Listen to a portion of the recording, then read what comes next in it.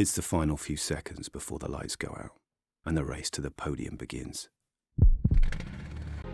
While there have been numerous and steady releases of sport management games over the past 2 decades, few have tackled motorsports.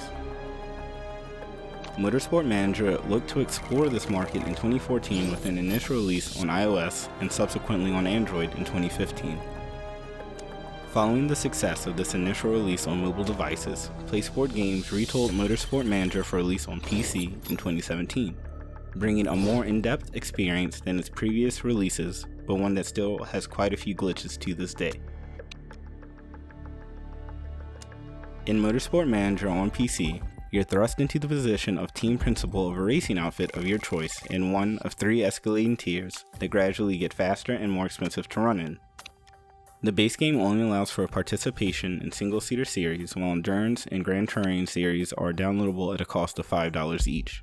Additionally, there is free DLC that allows you to build your own team from the ground up. Regardless of the path you choose, your goal is to manage both the business and races successfully in order to win at the highest level, the World Motorsport Championship. When starting out your journey, you're able to slightly customize your character.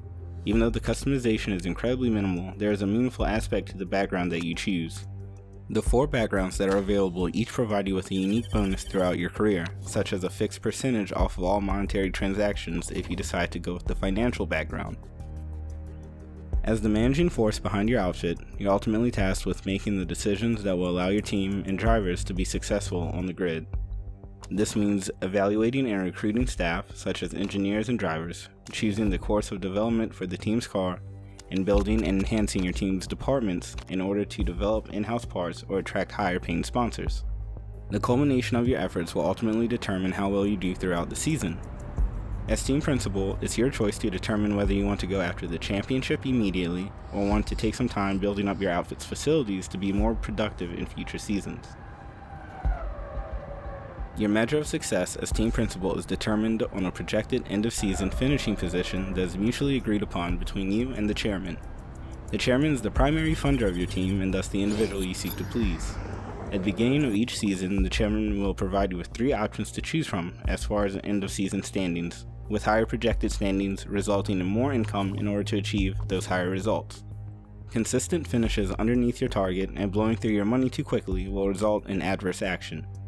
Fortunately, you're not the only team principal beholden to these expectations, and as such, you may find yourself motivated to test the waters in another outfit if you find your current position stale or have had success with your current team and want the challenge of bringing up another.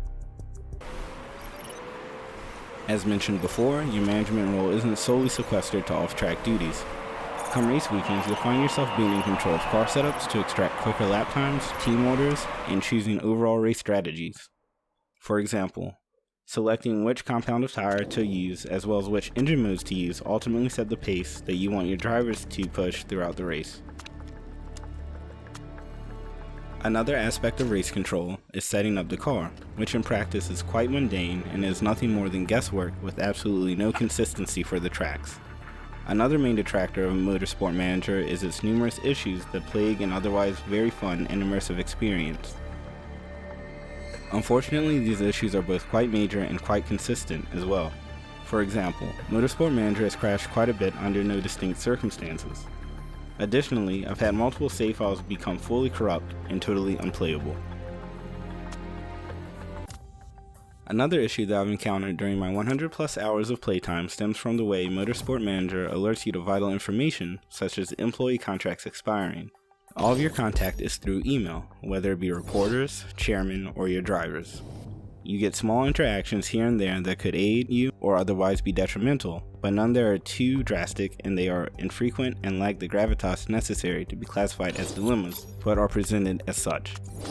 Unfortunately, I've experienced multiple cases of missing messages that resulted in me losing all of my pit crew to only be replaced with temporary staff, forcing me to spend time, and much more importantly, money, on getting things back in working order. Despite these issues, some of which are certainly major, Motorsport Manager's gameplay is incredibly immersive and addicting to the point that I find myself losing hours of my day every time I sit down for a session.